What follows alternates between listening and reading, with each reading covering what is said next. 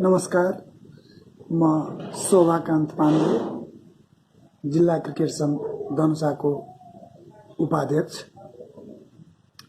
मैले आफ्नो जीवनको धेरै महत्त्वपूर्ण समय खेलकुदमै बिताए र अहिले पनि खेलकुदसँगै जुडेर बसिरहेको छु।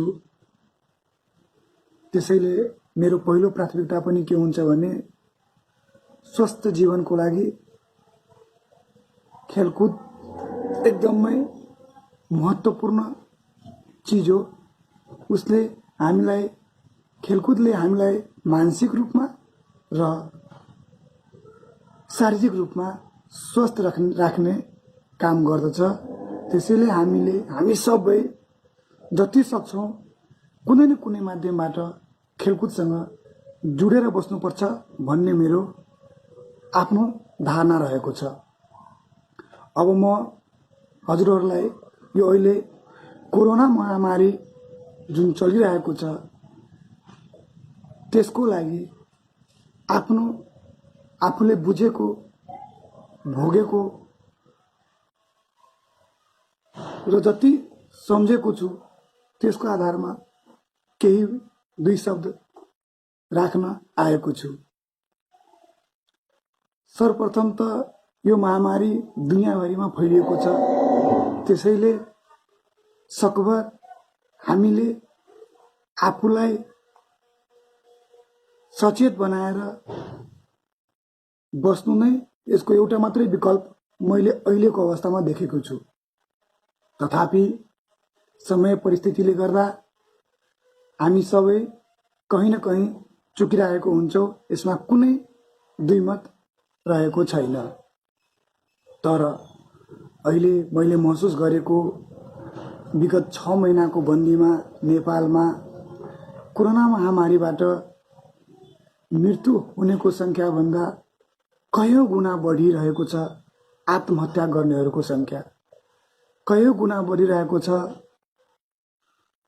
अरू रोगहरूबाट मर्नेको बिरामीहरूको संख्या भनेपछि कोरोना महामारीको लैलैमा कोरोना महामारी छ भन्दैमा कोरोना महामारीको लपेटमा हामीले हाम्रो सरकारले, हाम्रो स्थानीय सरकारले, हाम्रो प्रदेश सरकारले, हाम्रो संघ सरकारले र हाम्रो प्रशासनिक निकायहरूले सचेत भएर काम गरेको मैले अनुभव गरेको छैन। सर्वप्रथम त चिकित्सालय, डाक्टरज्यूहरू, अस्पतालहरूमा सही किसिमको व्यवस्था नभएको कुरालाई हामी नकार्न सक्दैनौँ। तथापि जुन अस्पतालहरू छ त्यसलाई पनि कोरोनाको महामारी भन्ने हल्ला फैलाएर, हल्ला त महामारी नै हो, हल्ला भन्नाले डरलाग्दो त्रासलाग्दो बनाएर कामै नगर्ने गरी अरू बिरामीहरूलाई पनि मार्नु त कतिको औचित्य छ भन्ने मेरो एउटा प्रश्न रहेको छ। के अरू बिरामीहरूलाई बाँच्ने अधिकार छैन? के ज्वरो आउँदैमा कोरोना नै हो त? के रुगाखोकी लाग्यो भने कोरोना नै हो त? रे बाबा, कमसे कम हामीले आफ्नो दायित्व त वहन गर्नु पर्यो नि। डाक्टर साहबज्यूहरू, अस्पतालमा काम गर्ने साथीभाइहरू, ठिक छ, आफूलाई सुरक्षित राख्नुपर्छ, आफूलाई मार्कामा पारेर कसरी पनि काम गर्दैन। तर हामीले भएको रिसोर्सलाई प्रयोग गरेर बढी से बढी सेवा दिनु त हाम्रो दायित्व पनि त हो नि। आखिर डाक्टर, पुलिस, आर्मी को काम के त विकट परिस्थितिमा फ्रन्ट लाइनबाट वर्क गर्नु नै त यिनीहरूको मुख्य कार्य रहेको छ। के आर्मी युद्ध लड्न जाँदाखेरि उसलाई थाहा हुन्छ म त मर्छु नै, मेरो मृत्यु निश्चित छ, तैपनि ऊ लड्छ नि त। त्यसरी नै डाक्टरज्यूहरू भनेको सामान्य व्यक्तिहरूको लागि भगवान श्रह नै हुनुहुन्छ। उहाँहरू यसरी फिल्ड छोडेर जानु भनेको त एकदमै औचित्यहीन रहेको मैले महसुस गरेको छु। हिजो भर्खर दुईटै मृगौला फेल भएका व्यक्ति प्रादेशिक अस्पताल जनकपुरमा डायलिसिस गर्न नपाएर कराएर उहाँको ज्यान गयो। के उहाँको डायलिसिस गर्ने सम्म पनि आँट गर्न सक्नुहुन्न डाक्टर साहबजीहरूले? के यो कतिको उचित रहेको छ त? यो प्रश्न आफैसँग सोध्नुहोस्। हामी सबैले आफैसँग मनन गर्नुपर्ने कुरा हो। कसैले भन्नुभन्दा पनि मैले विचार राख्दाखेरि ठुलो कुरा गर्छ, बोल्छ भन्नु स्वाभाविक हो, किनभने हामी भित्र सकारात्मक र नकारात्मक पक्ष दुईटै हुन्छ। म कुनै पद र कुनै राजनीतिक दलको प्रतिनिधि या म कुनै जितेर आएको प्रतिनिधि होइन कि म ठाउँमा गएर आवाज उठाएर मेरै हातबाट हुने काम हो कि मैले गर्न सक्छु। तर मैले कमसेकम विभिन्न माध्यमबाट सामाजिक सञ्जालहरूबाट सम्बन्धित निकायहरूलाई जागरुक गराउन पहल त गर्न सक्छु जस्तो मलाई लाग्छ। त्यसैले म के भन्न चाहन्छु भने कृपया अरू बिरामीहरूलाई कोरोनाको डर त्रास हुँदाहुँदै अरू रोगहरूलेबाट पनि बिरामीहरूलाई मार्न तपाईहरु नओर्लिनुस्। डाक्टर साहबजीहरू, अस्पतालका कर्मचारीजीहरू, विभिन्न सरकारवाला निकायका अधिकारीजीहरू, कृपया गरेर तपाईहरु यसलाई एउटा विशेष परिस्थितिको रूपमा लिएर, विशेष अवस्थाको रूपमा लिएर काम गरिदिनुस्। हेर्नुस्, समय बलवान छ, मृत्युले कसैलाई छोड्दैन। हामी सबै आज न भोलि मृत्युको चपेटमा आउने नै छौं। तथापि मृत्यु आउनुभन्दा पहिले हामीले गरेको दुई चारवटा राम्रो काम नै सबैले सम्झिनेछन्। के जबसम्म तपाईको घरमा तपाईको मान्छे त्यसरी रोएर कराएर सेवा नपाएर मर्छन् तब मात्रै हामी तपाईको आँखा खुल्छ त? कि अरु आफ्नो पीडा मात्रै बुझ्ने मान्छे, अरूको पीडा नबुझ्ने, अरूको पीडा बुझ्न नसक्ने के को मान्छे, के को मानवता? ईश्वरले हामीलाई मान्छे बनाएर पठाएको छ। प्रोटोकल हेर्नुस् त, त्यत्रो जानवर, त्यत्रो विभिन्न किसिमका पशुपन्छीहरू छन्, त्यो सबैमा हामीलाई सर्वश्रेष्ठ बनाएर पठाउनु भयो। हामी त त्यसै अगाडि भयो नि त के हामीले व्यवहार त मानव जस्तो देखाउनु पर्यो नि? के हाम्रो व्यवहार जानवर जस्तो देखाउनु पर्यो त? जानवर जस्तो हुनु पर्यो त? यसको साथै म हजुरहरुसँग, हाम्रो सामाजिक अभियन्ता, हाम्रो साथीभाइहरू, हाम्रो युवा नेताहरूसँग केही प्रश्न गर्न चाहन्छु। के हाम्रो पुर्खाहरूले गणतन्त्रको लडाई यही भ्रष्टाचार र मान्छे मार्नको लागि गरेको हो त? किन चाहियो गणतन्त्र त भन्नुस् त? के सीमित व्यक्तिहरूले देशको आर्थिक स्रोतलाई प्रयोग गर्नलाई गणतन्त्र चाहियो त? दोस्रो, के हाम्रो जीवनमा व्यक्तिगत महत्त्वाकांक्षा र स्वार्थ नै सबै कुरा हो त? मानवताको कुनै औचित्य छैन हामीसँग? के त्यो जरुरी छैन? तेस्रो, के हामी सबैले बिना स्वार्थ सामाजिक हितको लागि एक दिन पनि केही पहल गरेका छौं त? जसमा कुनै स्वार्थ नजुडेको होस्।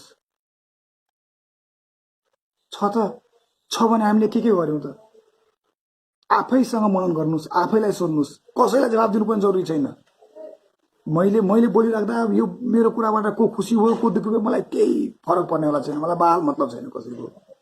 मेरो आफ्नो आत्माले मलाई के भनिरहेको छ, मलाई त्योसँग मात्रै सरोकार छ। मैले त्यो मात्रै बुझ्ने कोसिस गरेको छु। हामीहरू सबै विभिन्न सङ्घ संस्थाहरूसँग जुडेका हुन सक्छौं। हामीहरू विभिन्न राजनीतिक दलहरूसँग जुडेका हुन सक्छौं। सबै सङ्घ संस्थाहरूको प्रमुख दायित्व भनेकै सामाजिक हितको लागि काम गर्नु भन्ने हुन्छ। सबै राजनीतिक दलहरूको लागि सबै राजनीतिक दलहरूको प्रमुख एजेन्डा प्रमुख कार्य नै सामाजिक हितको लागि काम गरौँ भन्ने हुन्छ। कुनै पनि राजनीतिक दलको एजेन्डामा यो लेखिएको हुँदैन, विधानमा यो लेखिएको हुँदैन कि हामीले भ्रष्टाचारी गर्नुपर्छ, अनैतिक रूपमा पैसा कमाउनु पर्छ, आफ्नो कार्यकर्तालाई पाल्न सक्नुपर्छ, आफ्नो कार्यकर्ताले गरेको गलत कामहरूको पनि सपोर्ट गर्नु सक्नुपर्छ। के विधानमा लेखेको हुन्छ त? भनेपछि हामी जुनसुकै राजनीतिक दलसँग जुटेको भए पनि विचारधारा हो, सबको विचारधारा फरक हुन सक्छ। कोही नेपाली कांग्रेससँग जुटेको हुन सक्छ, कोही राजापासँग जुटेको हुन सक्छ, कोही हिमालयसँग जुटेको हुन सक्छ, कोही स्वतन्त्र भएर बसेको हुन सक्छ। हामी आफ्नो विचारधारा राख्नु कुनै गलत होइन, तर विचारधारा राख्दाखेरि हामीले एउटा कुरा के सोच्नु पर्यो भने हामीले राखेको विचार, हामीले दिएको, हामीले सोचेको कुरा, हामीले गरेको कुरा के सामाजिक हितको लागि छ त? के सामाजिक हितसँग सम्बन्धित छ त? यदि छैन भने हामीले कहाँ गलत गरेका छौँ त? हामीले किन गलत गरेका छौँ त? एकपल्टको जीवनमा कुनै संस्थासँग जुटेको भए तापनि, कुनै राजनीतिक दलसँग जुटेको भए तापनि यदि हामीले चुनेर पठाएको प्रतिनिधिले कुनै गलत काम गर्छ भने हामीले त्यसको संरक्षण गर्ने होइन, हामीले त्यसको लागि आवाज उठाउन सक्नु पर्यो। कि आफ्नै प्रतिनिधिसँग आवाज उठाउन नसकिने? किन नसकिने? के हुन्छ त? कि मलाई उसले कोटेसन दिँदैन त्यसको डर? कि मलाई फ्लाइटको टिकट दिँदैन कन्फर्म त्यसको डर? कि मलाई साँझ बिहान दारू मासुको व्यवस्था आउँदैन त्यसको डर? अरे पेट त कुकुरले पनि पाल्छ बाबा। भने तपाईँलाई के कुरो? तपाईँ त मनुष्य भएर जन्मिनु भएको छ। राम्रो कामको चारैतिर राम्रो काम हाम्रो प्रतिनिधिहरूले गर्नुहुन्छ भने हामीले उहाँहरूको वाहवाही गर्न सक्नुपर्छ।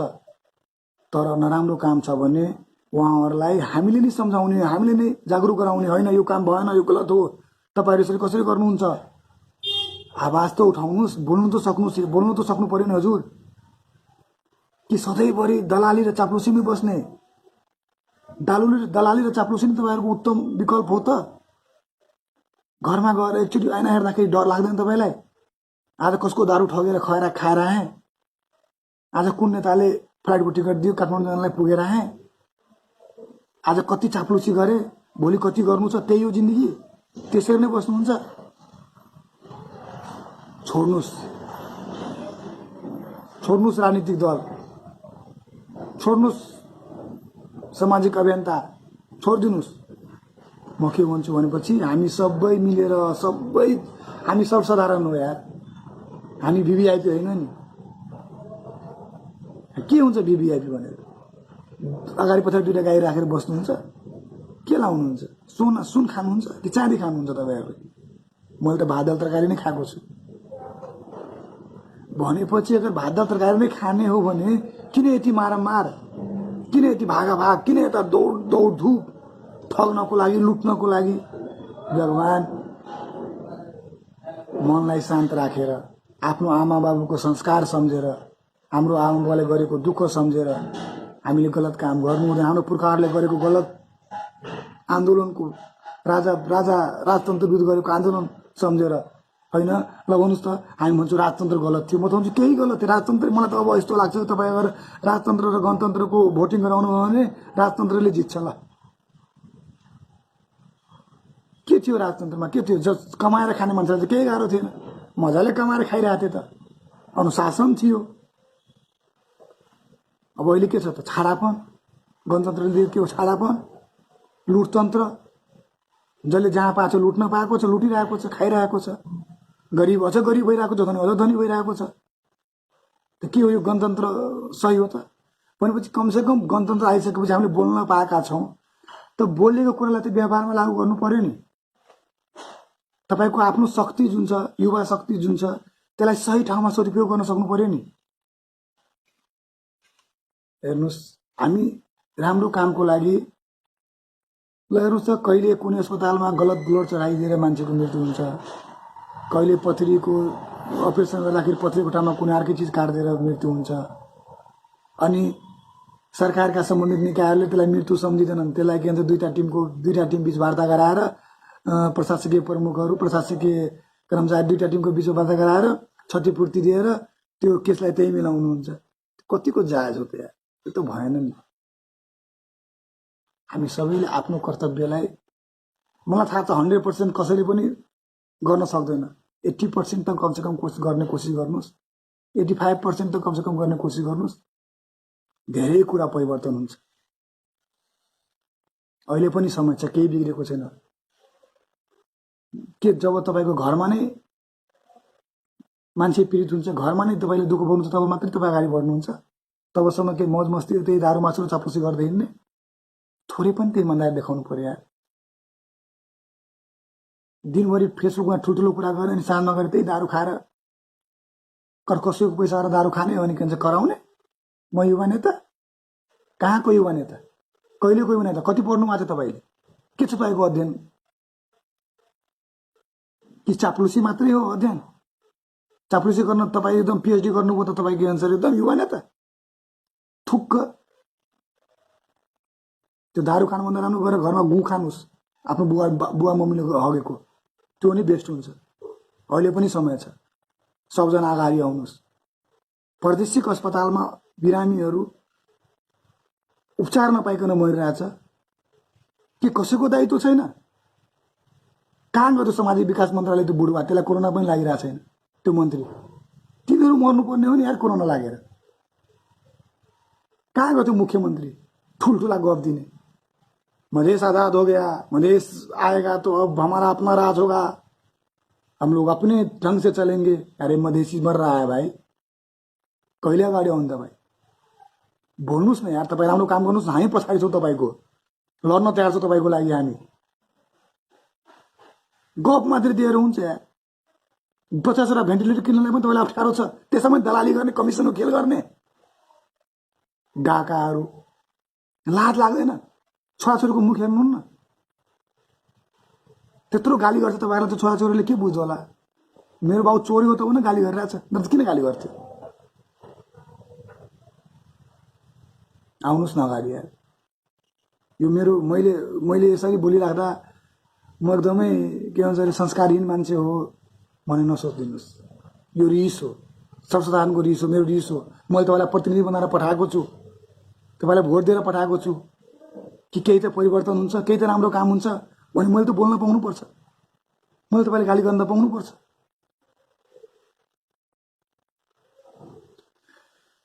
अन्तमा म सबै युवा नेता, सामाजिक अभियन्ता साथीभाइहरूलाई के भन्छु भने दलाली र चाप्लुसीको बाटो छोडेर एकजुट भएर सही कामको लागि अगाडि बढ्नुहोस्।